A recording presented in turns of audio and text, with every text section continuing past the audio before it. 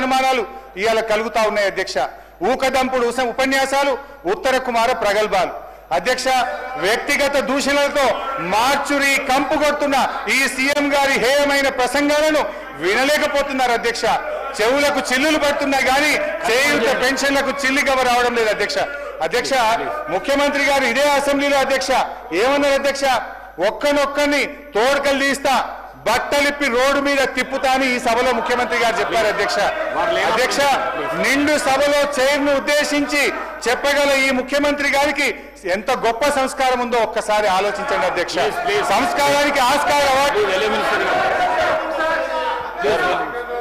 Sir almost 2 గంటలు మాట్లాడారు హరీష్ రావు గారు. సార్ ఏ సందర్భంలో వారు మాట్లాడారో వారికి కూడా తెలుసు. ఏ సందర్భం పురస్కరించుకొని ముఖ్యమంత్రి గారి కుటుంబం పైన, లేకుంటే గౌరవ శాసనసభ్యులకు సంబంధించిన కుటుంబాల పైన, లేకుంటే ప్రతిపక్షాలకు సంబంధించిన కుటుంబ సభ్యుల పైన మాట్లాడుతూ ఉన్న కొన్ని సోషల్ మీడియా ఛానల్స్ కు సంబంధించిన అంశం విషయంలో మాట్లాడటం జరిగింది.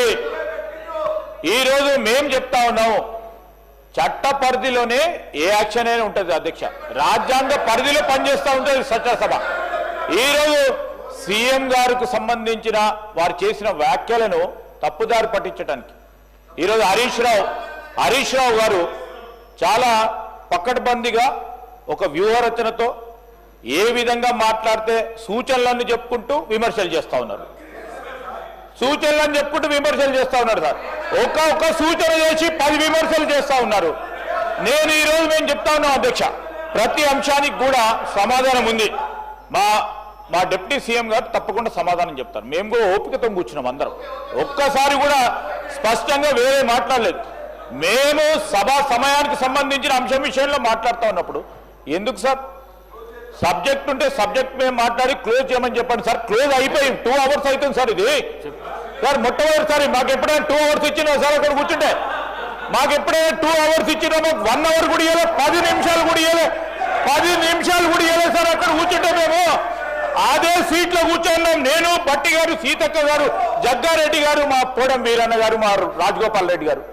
ఒక్క 5 నిమిషాలు ఇస్తే 10 నిమిషాలు ఇంటరప్షన్స్ వస్తున్నాయి. 2 అవర్స్ ఇచ్చి మీరు పెద్ద హృదయంతో, మేము కూడా పెద్ద హృదయంతో మీరు ఇచ్చే సూచనలు విందామని ఆలోచన చేస్తే ఇష్టారాజ్యం విమర్శలు చేస్తూ పోతా ఉన్నారు అధ్యక్ష.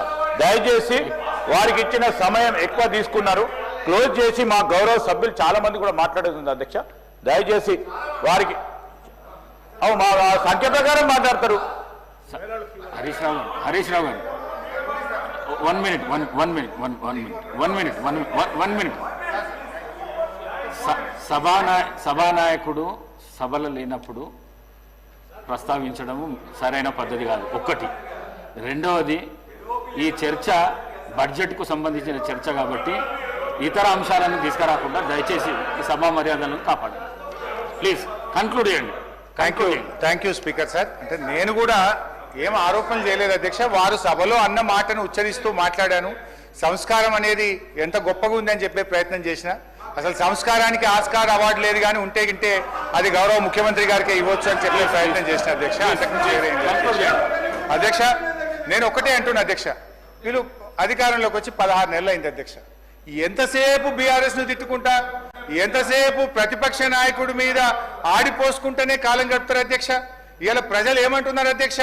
ఇంకా ప్రతిపక్ష నాయకుడినో బీఆర్ఎస్ ను తిట్టడం మానండి, మీ హనీమూన్ పీరియడ్ అయిపోయింది, 2వ బడ్జెట్ ను కూడా ప్రవేశపెట్టారు, మీరు ప్రజలకిచ్చిన హామీలు అమలు చేయండి మహాప్రభు అని రాష్ట్ర ప్రజలు మిమ్మల్ని కోరుకుంటా ఉన్నారు. నేను కోరేది ఒక్కటే అధ్యక్ష, ఇలా మీరు పూర్తి స్థాయిలో పెట్టగలిగే బడ్జెట్లు 4, అలా 2 అయిపోయినాయి, అంటే సగం అయిపోయినాయి. ఇక 2 బడ్జెట్లు ఉన్నాయి.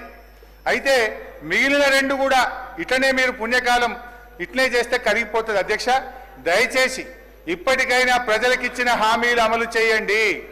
ఇవాళ మీరు ఈ ప్రతికూల పాలసీలు, ప్రతీకార రాజకీయాల వల్ల రాష్ట్ర ఆర్థిక వృద్ధి రేటు మీద నెగటివ్ ప్రభావం చూపుతా ఉంది. రాష్ట్ర ఆదాయం తగ్గుతా ఉంది.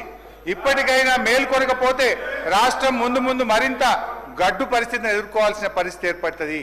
జనరల్ ఏమంటారు అధ్యక్ష, రాజ్యం అసమర్థమైందిగా మారినప్పుడు ప్రజలపైన అణిచివేత ప్రయోగిస్తుంది.